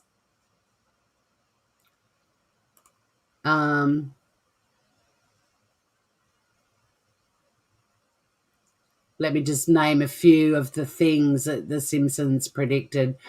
They predicted Donald Trump becoming president. They correctly predicted Super Bowls. They predicted Disney buying 20th Century Fox. They predicted smartwatches. Autocorrect. Stealing cooking grease for cash. FIFA's corruption scandal and the World Cup results. The Beatles sending belated fan mail. Siegfried and Roy tiger attack. Video chats, like video chatting. The US winning a gold medal in curling. An average Joe going into space. Lady Gaga's Super Bowl performance. Covering up Michelangelo's David. Faulty voter machines. Mutant tomatoes. The Higgs boson particle. The Albuquerque isotopes. God, I should do a live on this because some of these need a bit of explaining. The Ebola outbreak.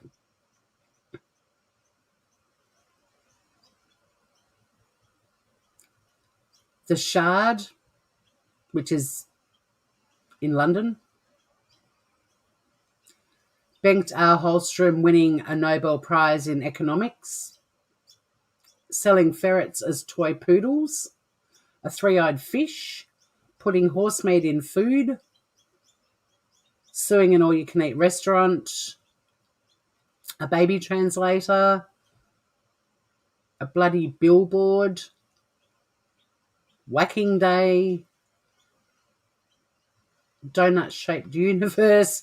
The NSA spying scandal. There's shitloads.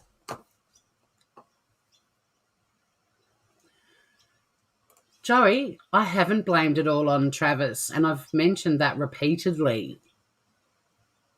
But he is not innocent, is my point.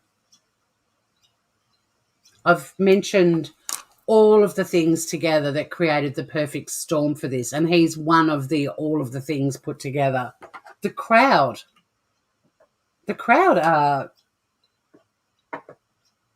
contributed to it. Gotcha. That's the cutest sentence ever. I'm talking to Oof. Sorry, darling. I saw that as me. I just came back in after looking at that Simpsons thing. So let's play this. The nuclear, yeah, it's fascinating. You guys have to start following it. It's really interesting. I mean, the horse meat one bugged me because Mongolians have eaten horse for centuries, but, I even ate horse in Mongolia. I didn't know at the time. But sorry, I didn't mean to interrupt your conversation with Oof, Joey. Okay. Let's watch this. Please don't strike my channel person that has this on your channel. Welcome back to my stand-up channel.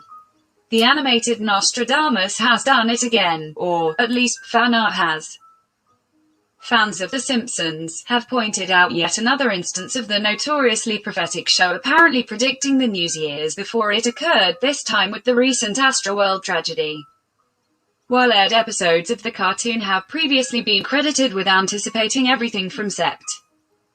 11 to Roy Horn being mauled by a tiger, the parallels this time actually don't have to do with the series itself but with fan art of it. Just want to say I can't stand robot voices on YouTube. And if this channel strikes me, I'll be very upset. A piece of Simpsons-inspired digital art depicting Lisa and Homer walking into a giant head similar to rapper Travis Scott's Astroworld album cover and stage set has been circulating on Twitter with the caption, "The Simpsons knew," The Sun reported.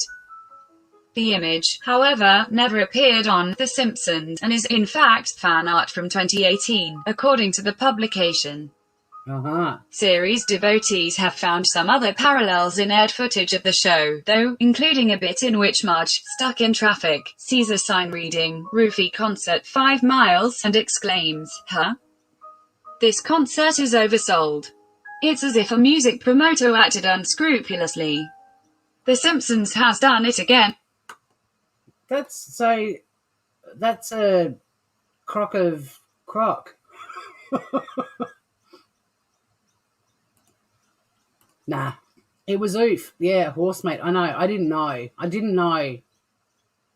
We've been travelling through the Gobi Desert, eating what the Mongolians told us was mutton. And when we got back to Ulaanbaatar, we were at a restaurant and they had horse soup on the menu. And I was like, Stephen, should we, try the horse soup just to see if that's what we've been chowing down on for the last month? And he was like, why not? So we ordered a bowl, and sure enough, there was the Mongolian mutton. But basically, I don't think this is really good. And #Astroworld, one keen observer captioned a tweet of the clip. Another parallel, which has gone particularly viral in videos laying it out on TikTok, occurs in a 1992 episode of The Simpsons, in which Homer holds up a copy of the fake publication World Weekly News, comparing it to promotional art of Scott that went viral the day before the fatal Astroworld concert. The real-life Weekly World News has also famously featured a humanoid creature named Batboy with its jaw agape. At least 8 people have died since a crowd crush broke out at Scott's Astroworld Festival in Texas on November. Okay, enough of that peanut.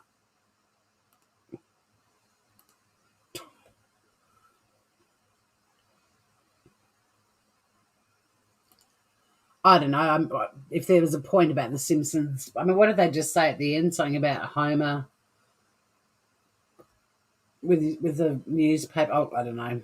It's not as good as the other ones, but what was Homer doing? I didn't catch it. Who knows?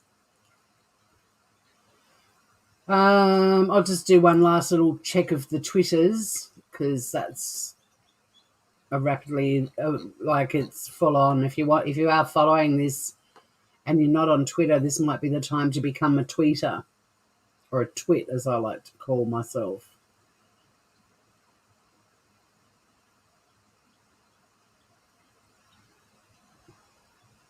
So yeah, it was a deadly situation all around. You had a selfish, self-centered crowd full of twerps who didn't give a flying flip about other people. And I do believe lives could have been saved if the crowd hadn't been, for the most part, pack of twerps.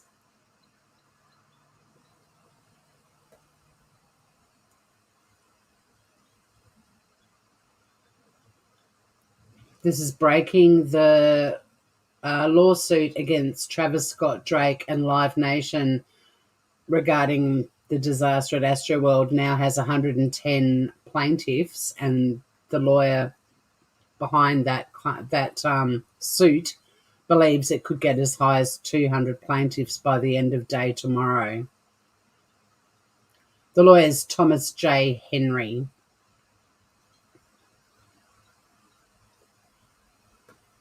A Texas law firm has said that damages could total in the billions. Jesus.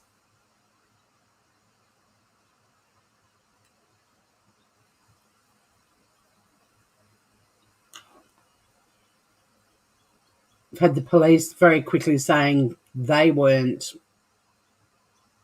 responsible, but also admitted that the story they put out, their statement, in fact, that they put out that a security guard had been injected in the neck with drugs wasn't actually true. And I don't know about you guys, but I thought that press conference was pretty dodgy. 75% of people on Twitter think that Travis should be held liable, along with other parties. I mean, as far as I'm concerned, it was a preventable tragedy and it was foreseeable. It was reasonably foreseeable. And if you're trying to prove negligence in court, that's one of the components.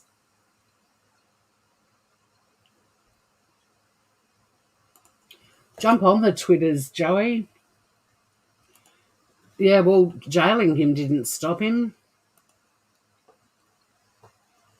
Yep, anyone attending could claim PTSD. And what's the bet? Some of the people claiming PTSD were at the concert and didn't give a flying fuck. Watch that happen. Yeah, I love the Twitters. I don't know, so many people on YouTube slam Twitter. I'm like, why?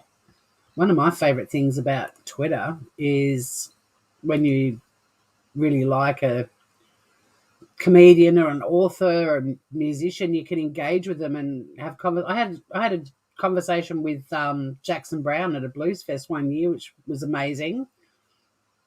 I've had lots of conversations with Roseanne Barr. Ricky Gervais liked one of my tweets once and I nearly died.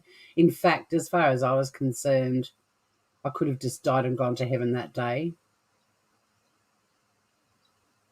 An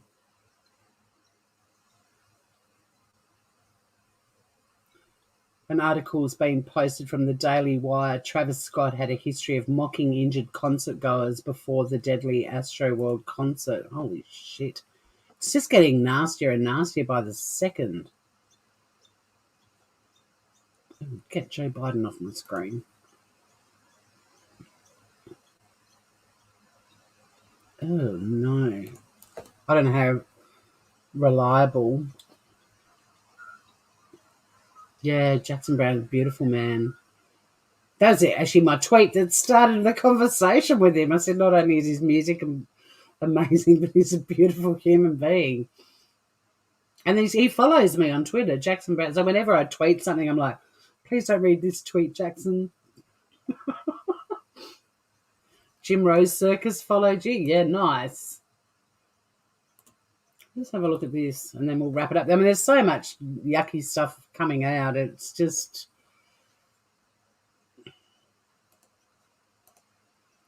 I don't know, the Daily Wire, are they considered reputable? Am I about to show a tabloid?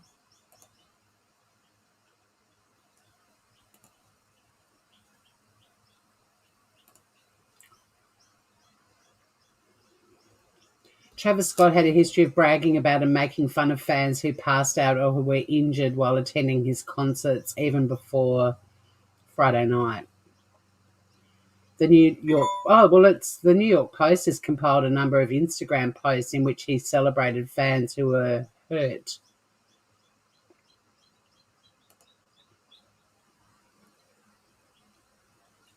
To the kid that didn't survive the rodeo, you're a hero in Moo Book, he wrote underneath a photo of a young man who passed out during his 2015 concert with Young Thug in Manhattan. The photo was posted the day after the show. Just before that photo was posted, a video of Scott performing his song Quintana in New York City, NYC, was posted to his page with the caption, "Before a kid pass out." There's another photo he posted to Instagram several weeks after that showed another fan passed out at the final concert of his 2015 tour. Last day of tour was tonight very wild. To that kid who black out, you're a hero. Scott seemingly had a trend of calling the unconscious or injured fans heroes. There's also a photo that he posted from 2014, screen cap by TMZ, of a fan passed out at a show with a simple caption, "What the fuck?" As of the publishing of the New York Post piece, the photos are still available on Scott's Instagram page. As of the publishing of this article, they've been removed. Scott also posted images of injured fans with captions, "She broke her hand and she doesn't give a fuck. It's not a show until someone pass out," read another. Another image screen capped by the post shows a young man smiling while bleeding from his eye with the caption by travisscott, "I love you."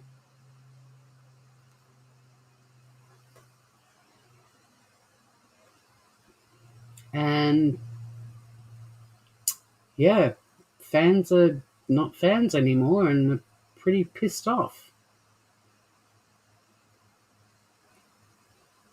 The Daily Wire previously reported Scott's already facing at least 3 lawsuits from injured fans. Well, there's now 30 plus, and they're nearing 200 plaintiffs in one of them. 8 people, well, we can pretty much say 9 because one of the people taken to hospital, 22-year-old girl, has been declared brain dead.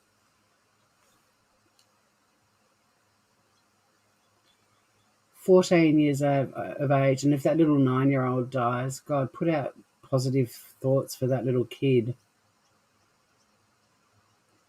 "Houston PD has my total support as they continue to look into the tragic loss of life," Scott said in a statement posted to Twitter after the incident.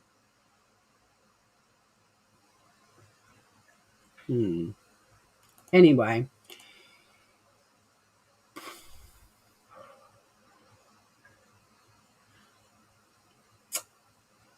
how do we end this? I'm trying to think of a little happy song or something that we can just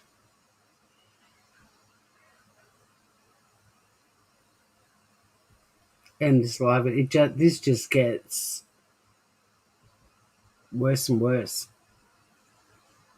I think a lot of people are going to get sued. But as far as he goes, I'm not a fan. I haven't found anything redeeming in my travels about him at all. Nothing. Definitely not one of his songs. But we do like to end these lives on a happy note because it is a heavy topic, and it's the amount of information that just keeps coming out. You're like, really? There's more? And it's just...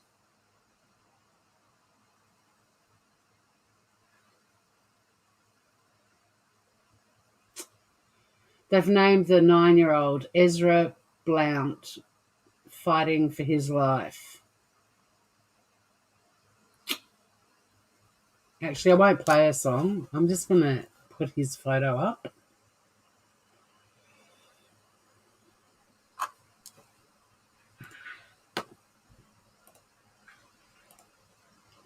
We all might have differing views about this. I'm coming from a very legal perspective. But at the end of the day, the people that really matter in this story are the victims. And this is the little 9-year-old boy, Ezra Blount, currently fighting for his life in a hospital after being knocked off his father's shoulders during the surge and then trampled repeatedly by people. The crowd are a huge element of this, but they are not the only element.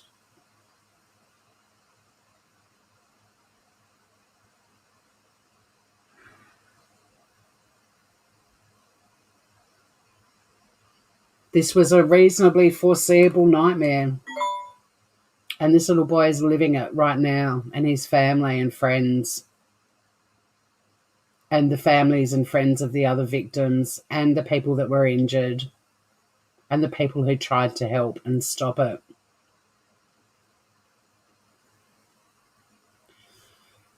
It's definitely a dark day in music history.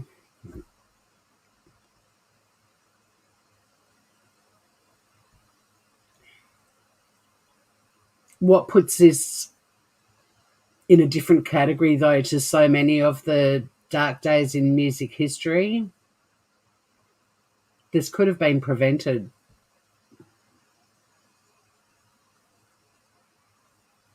It should have been prevented.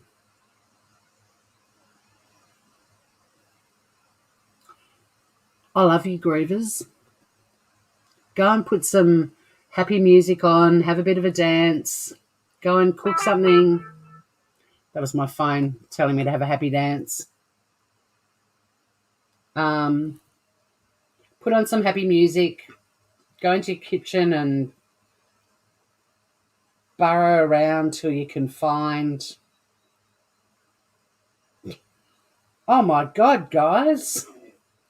I just got a text message that $3,434,100 has been deposited into my account. Do you reckon it's a scam? Yeah, chuck on some happy music, eat some food that you love. If you've got some ice cream, chocolate, dig in. A lot of things will happen because of this horrific nightmare.